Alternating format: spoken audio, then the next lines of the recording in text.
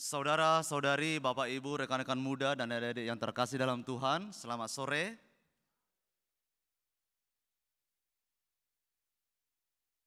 Setiap kali kita merayakan bulan Kitab Suci Nasional, gereja mengingatkan kita supaya kita lebih memberikan diri kita untuk sabda Tuhan. Supaya kita lebih menyediakan waktu untuk membaca, merenungkan, dan menghayati sungguh sabda itu di dalam kehidupan kita. Jadi penekanannya adalah lebih, intensitas yang lebih, intimitas hati yang lebih pada sabda Tuhan. Jadi saudara-saudara, Bapak Ibu yang sudah selama ini membaca kitab suci dengan sungguh-sungguh, hari-hari ini adalah lebih membaca, lebih merenungkan, dan lebih menjadikannya sebagai landasan hidup Kristiani kita. Bagi saudara-saudara yang masih bersih kitab sucinya, yang mungkin sejak pernikahan belum disentuh, mohon ya, tolong dikeluarkan kitab sucinya, dibaca. Dengan kata lain, yang belum membaca kitab suci dengan sungguh-sungguh, hari ini bertobat. Itu untuk kita semua, para saudara-saudari. Membaca kitab suci, merenungkan kitab suci, itu membutuhkan pikiran dan hati yang mau dibimbing oleh Tuhan. Pikiran dan hati yang selalu terbuka pada sabda Tuhan. Hari ini, Yesus memberi kita sebuah teguran. Teguran yang diberikan kepada kaum Farisi dan ahli Taurat. Yesus menyebut mereka sebagai orang munafik. Kemunafikan itu jauh lebih buruk daripada kejahatan. Dengan kata lain, lebih baik memilih tinggal bersama dengan orang jahat daripada orang munafik. Mengapa? Karena orang jahat itu bisa diantisipasi. Tahu dia perbuatannya jahat. Lalu kita mengantisipasi diri supaya tidak terjerumus oleh kejahatannya. Tetapi tidaklah demikian dengan orang yang munafik. Orang munafik itu perkataannya manis, tetapi perbuatannya buruk. Di depan dia adalah sahabat yang baik. Di belakang dia adalah musuh yang kejam. Iman yang dihayati dengan kemunafikan adalah semu. Adalah sia-sia. Adalah jadi batu sandungan. Yesus mengecam kaum Farisi dan ahli Taurat karena sedemikian ini. Perkataannya itu manis, perkataannya itu memukau banyak orang.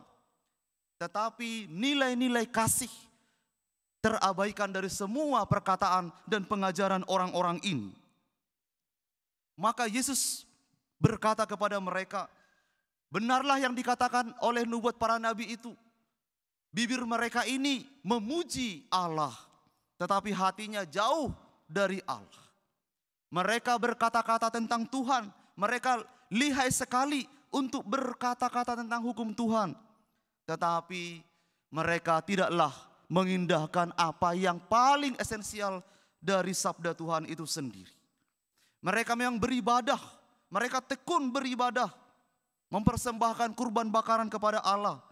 Tapi ajaran mereka adalah ajaran manusia. Perintah Allah mereka abaikan demi memelihara adat istiadat mereka. Saudara-saudari, Yesus bukan tidak mengindahkan adat istiadat umat beriman. Adat istiadat itu baik. Jauh sebelum orang beragama, orang sudah beradat.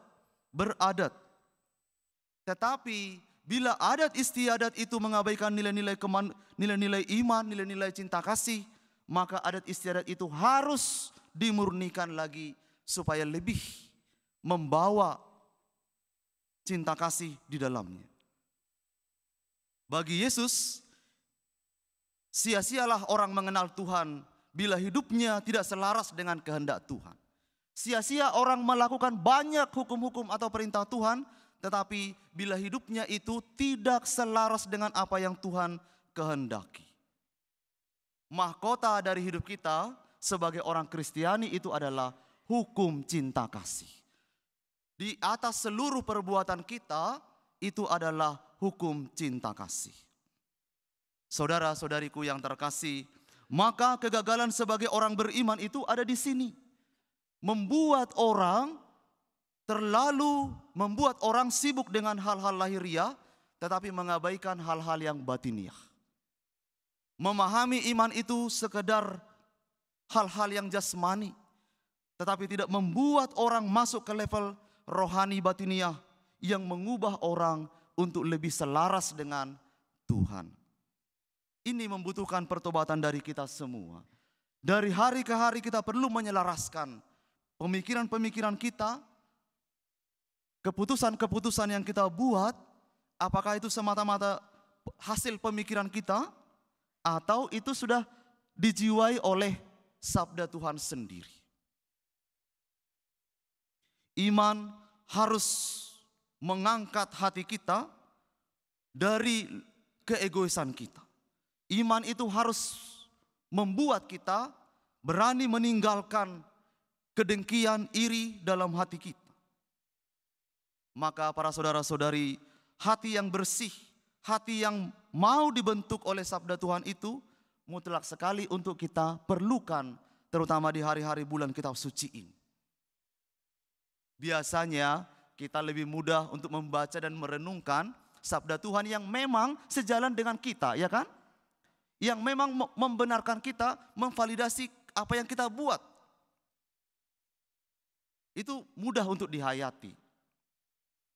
Tetapi kalau sabda Tuhan itu seolah mendobrak kenyamanan kita, membuat kita untuk keluar dari keterpurukan kita, kenyamanan kita, itu barangkali seperti yang kita dengarkan minggu lalu. Perkataan ini keras, siapakah yang sanggup mendengarkannya? Tapi saudara-saudari, percayalah bahwa sabda Tuhan itu keras, memang keras untuk membentuk kita. Membentuk pikiran kita ini yang seringkali kesana kemari, orientasinya tidak jelas.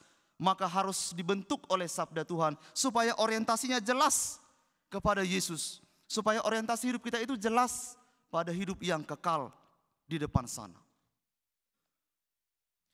Saudara-saudari yang terkasih, maka Yesus menegaskan kepada kita, bukan yang dari luar masuk ke sini yang menajiskan kita. Tetapi apa yang dari dalam ini keluar, itulah yang menajiskan kita. Segala sesuatu yang kita terima dari luar masuk ke dalam pikiran dan hati kita, sejauh kita tidak menerima, ya tidak akan membuat kita ternodai, bukan? Tetapi kalau dari dalam keluar, maka itulah yang menodai kita. Karena dikatakan dalam kitab suci, segala sesuatu yang jahat itu keluar dari dalam.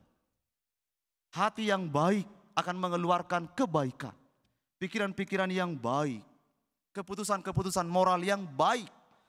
Tetapi hati yang ternodai, hati yang terluka, hati yang penuh dendam dan iri hati, saya yakin para saudara pasti juga akan mengeluarkan itu semua pada orang lain. Maka ini yang perlu harus kita antisipasi. Saudara-saudariku yang terkasih, rekan-rekan muda sekalian, sabda Tuhan itu benar dan membuat hidup kita menjadi benar. Bukan hanya membuat hidup kita baik, baik di mata orang, tetapi benar, sungguh-sungguh benar, baik di hadapan manusia dan terutama di hadapan Tuhan. Maka mari kita buka hati, menerima sabda Tuhan dalam pikiran dan hati kita, dan membiarkan dia membentuk kita. Bukan kita mau membentuk sabda Tuhan.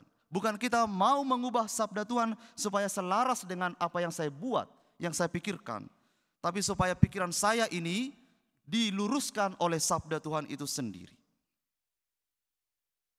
Sekali lagi perkataan Yesus hari ini dan sabda Tuhan hari ini keras bagi kita. Hendaklah kamu menjadi pelaku firman, bukan hanya pendengar, itu kata bacaan kedua. Karena orang yang hanya mendengar sabda Tuhan tapi tidak melakukan, itu seperti penipu yang menipu dirinya sendiri dan menipu banyak orang. Tidak enak mendengarkan sabda Tuhan itu para saudara-saudari. Keras memang bagi orang yang memang tidak mau berubah. Tapi bila kita mau berubah, ini adalah jalan kita bersama, ini adalah pegangan kita bersama. Kita jadilah pelaku firman, pembaca yang baik, perenung yang baik, dan pembuat keputusan moral yang baik sesuai dengan sabda Tuhan. Buat teman-teman muda sekalian, sekali lagi pada hari-hari ini, tingkatkanlah intensitas Anda membaca kitab suci. Apapun bentuk kitab sucimu, baik yang buku tekstual itu ataupun yang mobile, yang penting intensitasnya tinggi. Baca kitab suci, buat adik-adik ya, baca kitab suci. Sabda itu kekayaan rohani kita. Kamu tidak bisa kaya dengan yang lain. Mungkin punya uang orang tua atau warisan lain, tapi sabda ini yang paling kekayaan kita yang utama. Anak muda, bertumbuhlah karena sabda Tuhan. Maka para saudara-saudari, hari ini kita diingatkan kembali dan ditegaskan oleh sabda Tuhan, supaya kita menerima sabda dan menjadikannya hidup kita bagian penting dari hidup kita. Sabda Tuhan itu ada standarnya, saudara-saudari. Standar sabda Tuhan itu membuat hidup kita ini bertumbuh dalam keutamaan Kristiani. Menjadi pribadi yang jujur dan adil, berempati pada orang-orang sekitar kita. Di mana kita dapat menemukan itu? Ingatlah bahwa Yesus pun mengidentikan dirinya dengan orang-orang ini. Orang-orang yang kecil dan sederhana, yang tersingkir, yang terlantar, yang berkebutuhan khusus itu. Kalau dalam bahasa kita sekarang, dalam bahasa keuskupan kita, ini adalah undangan bagi kita untuk lebih solider, membuka telinga hati kita pada saudara-saudari yang memang membutuhkan itu. Hidup seperti itu yang diubah oleh sabda Tuhan.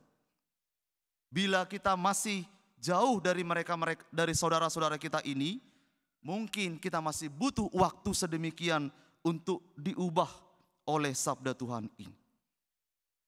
Paus Fransiskus yang nanti akan mengunjungi kita tanggal 3 sampai 6 September ini, dia mengajar kita Bapak Ibu saudara-saudari supaya kita lebih mengutamakan keberpihakan kita pada saudara-saudari kita yang sedemikian ini.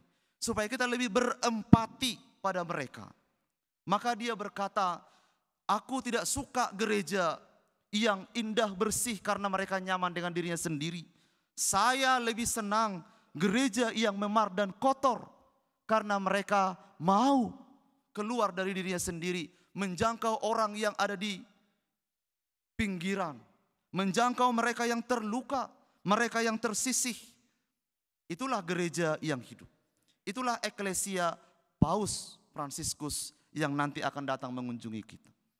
Saudara-saudari yang terkasih, semoga pada hari-hari ini, bulan kitab suci ini, kita sungguh-sungguh membuka pikiran dan hati kita untuk dibimbing oleh sabda Tuhan. Tuhan memberkati.